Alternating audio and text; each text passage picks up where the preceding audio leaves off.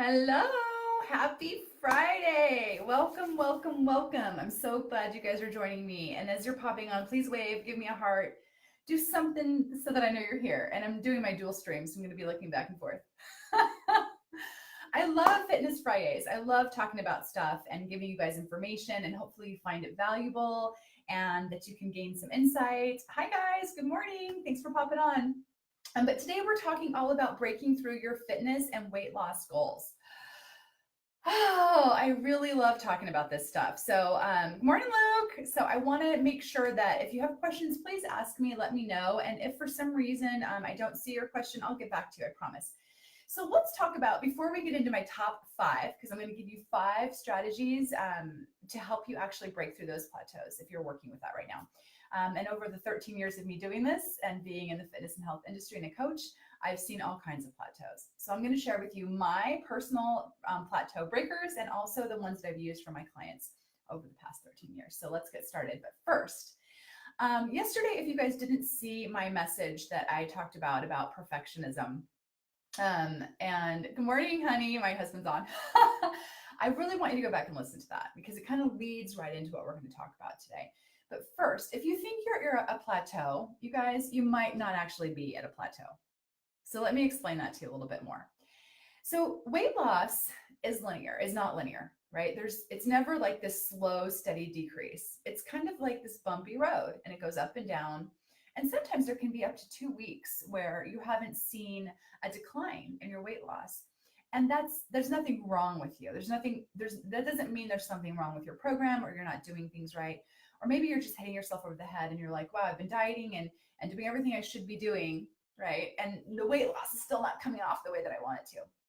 You gotta let go of that because everybody kind of lets go of weight on their own time, on your own time. Okay, but there are some factors to that we can kind of help push and nudge. But just understand, you've got to look at it as a 30,000 foot view, as my friend Perry Jones would say. Instead of looking at it every day, you're on the scale and you're obsessed with that daily number. You've got to take a step back and really look at the whole picture, right? Because your body's going to change and shift week to week, day to day. And sometimes that weight loss consistency happens over a month's time. And so a lot of dieters or people that are trying to lose weight, they get on this bandwagon and they go really intensely into it. But really that intensity can sometimes derail you. So I'm going to have you step back and just understand that it is a process. You've got to have a lot of patience with it, okay? If you want long-term, lifelong results, it's going to take you a little bit longer than you might expect or that media or diet culture tells us it's going to take. And a lot of times when you first start a nutrition or weight loss program, it's water that's coming off. It's not truly weight loss or fat loss. But I'm going to tell you how to break through plateaus if you haven't seen a budge or you're feeling stagnant or frustrated. And we're going to talk about that today. So if you guys have questions, let me know. Hi, Victoria. And I'll help you through it. But let's start with the first one. So I'm going to give you a little science, and then I'm going to back into it with some strategy. So the reason I like to give you science is because when I do my research and I'm always reading these medical journals, I want to make sure I'm sharing that with you so that you know this is actual factual science and not just something I've pulled out.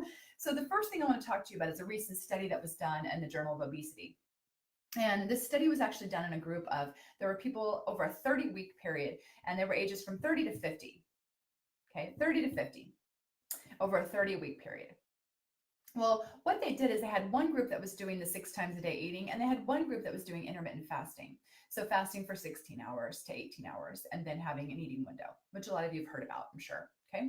So what happened during this study is that over the 30-week process, the intermittent fasting group, they actually lost 21.7 pounds of fat, whereas the exercise group, or I'm sorry, the group that did the eating every 3 hours or whatever that was, what people used to do all the time, only lost 9.2 pounds of fat. It's a pretty big difference, you guys. So what that tells us is that what's interesting about that is that when they were doing the fasting, what also happened is when you're dieting and when you're actually taking down the food that you're eating, you get what's called resting. It's like this, your resting thermogenic rate decreases, and that just happens with everyone. But what happens with resting thermogenesis and having that decrease is that in both groups, they decrease the same amount. So your resting energy thermogenesis decreased equally in both amounts, even though one group lost more weight. So what does that tell us? It tells us that even though they're losing different amounts of weight, your resting metabolism is still equally going down the same rate, which is exciting because the people that are losing all of that weight are smaller now, and they actually should have a lower thermogenic resting rate.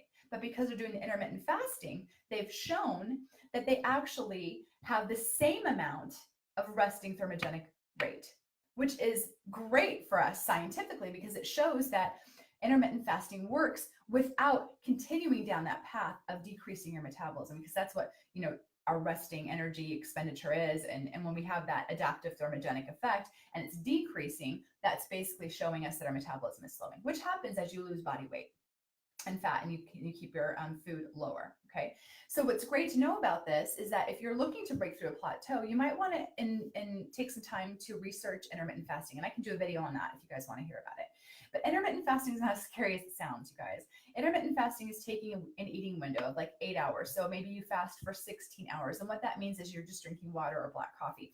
And during that 8-hour period is where you eat your meals. So basically it's just like you're skipping breakfast. Right? If you eat dinner at 6 and then you digest your food, and then the next morning you don't have breakfast and you eat lunch at 12:30 or 1, you just did a 16-hour intermittent fast. So you might want to take that on if you're looking to break through a plateau. Okay, so the next thing I want to talk to you about is undieting.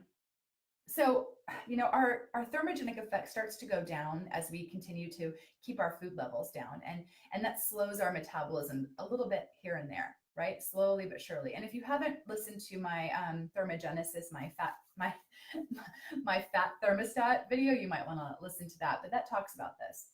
So taking on an approach of doing an undiet for about a week period is a really good way to kind of reinvigorate your metabolism.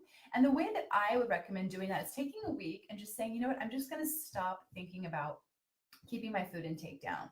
And instead, I'm going to start increasing my food, but increasing it with protein and fat, not carbohydrates. So you want to kind of take a little bit on of like more increasing avocado, increasing some nuts, maybe eating a little bit more fish, maybe eating a little bit more salmon, maybe having a little bit more protein in your protein shake, and kind of increasing your food intake a little bit more that way for a week straight, and not increasing the carbohydrates because we don't want to spike that insulin. Because remember, when there's insulin present, all your fat burning hormones shut down, right? Remember, when there's insulin present, all of your fat burning hormones shut down. Did you guys hear what I just said? So insulin happens when you eat carbohydrates. It spikes the insulin response in your system. Okay. So remember that. So if you're trying to do your undiet, just try to give yourself a little bit more food by eating some protein or some fat and increasing that for about a week. And then go back to your other program and see if you can see a difference in your weight loss if that happens. Usually, most of the time, you'll see significant changes when you do that and you give your body a little bit of a break. Okay. And that also helps restore some of your leptin levels and kind of makes your body a little bit more happy. And we talked about that in my leptin videos. So if you're on my YouTube channel, you can go back and listen to those if that interests you. Okay, so the next thing that I want to talk to you guys about is shifting your workout time. So remember, the first one, intermittent fasting, which means a 16-hour fast. The second one is undieting for about a week, so taking your food intake back up, but using fat and protein to do that. The third one is going to be shifting your workout time. Now, this might not sound that significant, but it really is. And I'm going to tell you why. I'm going to give you some science really quick, and then we're going to back into strategy. So again, in the Journal of Obesity, they had a study published. And what they found is that when people shifted their workout time to be doing their workouts in a fasted state, meaning that if you're at the end of your 16-hour window, say you're about to eat dinner, and instead of eating dinner, you go to the gym, what happens in that fasted state is you have they showed a 46% increase in norepinephrine. Do you guys know what that is? So norepinephrine is an amazing little thing. And what happens is, in the presence of norepinephrine, it actually mobilizes more fatty acids. So when fatty acids are mobilized, that means you can excrete them and get rid of them and burn them. Do you guys hear me? Isn't that amazing? 46% more mobilization. That's pretty insane. So if you can shift your workout time to be doing that in a fasted state, I love to work out in the morning on an empty stomach. I think that's amazing. But if you're an evening worker-outer, you just want to make sure you've gone 3 hours, 4 hours. And if you can, you really want to make sure you're at the end of that fast before you work out. So being at the very end and the tip end of your fast or your intermittent fast can definitely mobilize more fatty acids for utilization so you can burn through them. Okay. So again, that study was in the Journal of Obesity, and it showed that 46% increase in norepinephrine, which will mobilize those fatty acids for you. So that's a great tool to use. So the end of your fast is where you want to shift your workout time. So maybe try that for a week, maybe for 2 weeks, while you're doing this undiet and you're increasing your food a little bit with the protein and fat. That will really help kind of break through those plateaus. So is this helping you guys? Are these strategies that you think you can implement? Somebody let me know. Thumbs up, heart, something. I hope that some of these are helping you. So if any of those 3 have helped you so far, let me know. I would love to hear from you. The next thing that I want to talk to you guys about that people say all the time, thank you. Thanks for letting me know, you guys. I appreciate it. Sometimes I just want to make sure I'm connecting and it's resonating with you because I want this to help. And I want these to be things that you can actually put into place and not just hear me talk about, okay? So next thing I want to talk to you guys about is lifting weights. Now, I know you've heard this a lot. I know you've probably heard this from all different sources, but I want you to remember this when you're thinking about lifting weights, okay? Muscle pays for the party. Did you guys get that?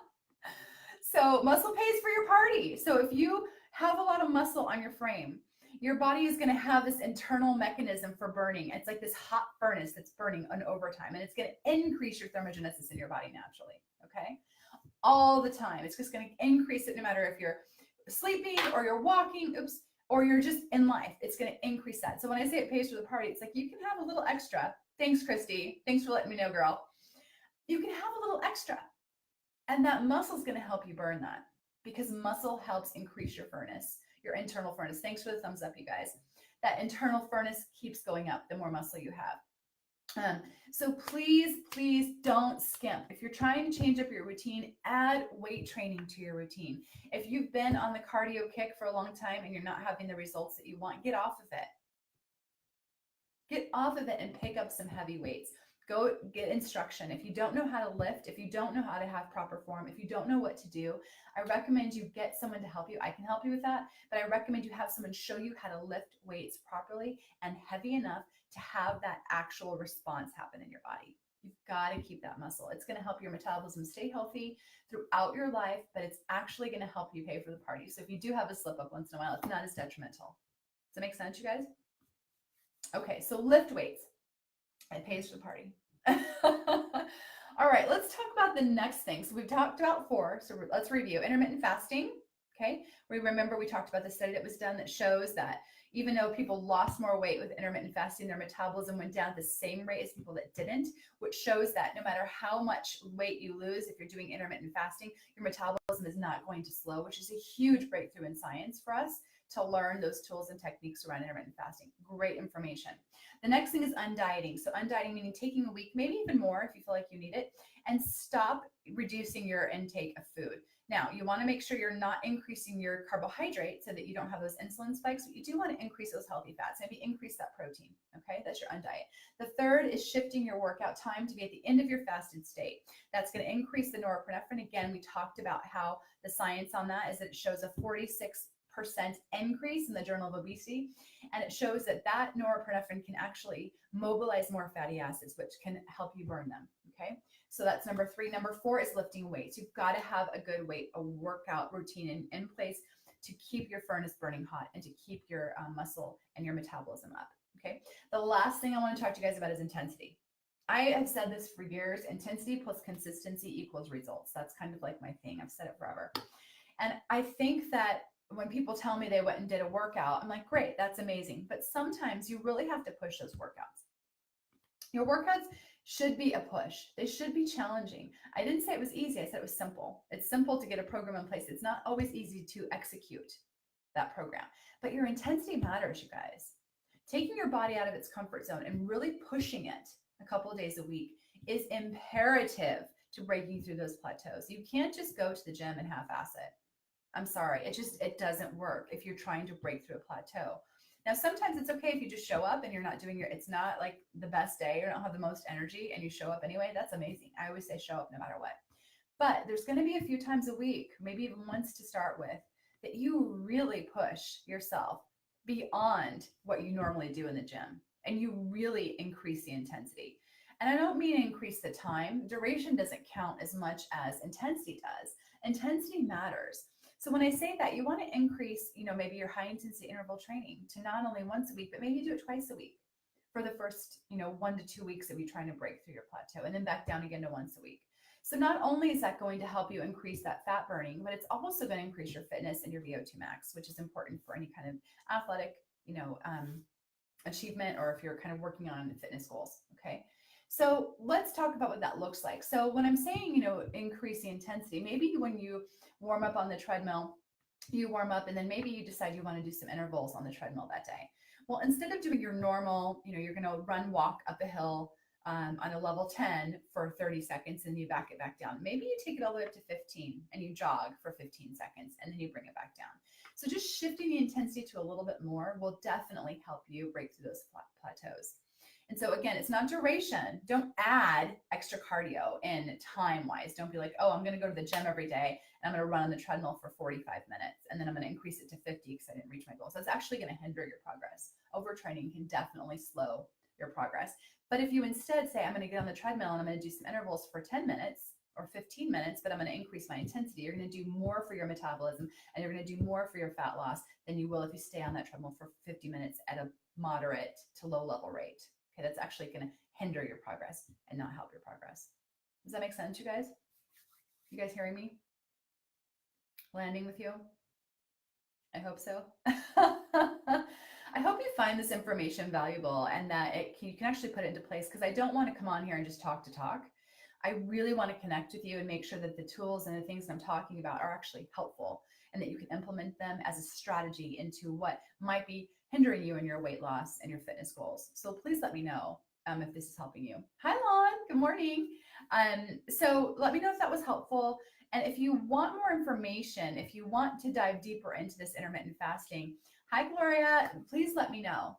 Okay, I can definitely do a video on that because I think it's a really important tool that you start utilizing not only for good health and for weight loss, but also just it can increase autophagy, which is kind of the recycling of old cells in our body, which can help in the anti-aging process. There's a lot of different benefits to intermittent fasting. This is not a fad. This is actual science that has been done for a long time on the intermittent fasting, and I think it's a really beneficial tool to use, if not every day, if not once a week, maybe even once a month, to just try to change things up with your body and give yourself a little bit of a kick in the right direction. Okay, so I hope you guys found that useful. I'm in a little different background today.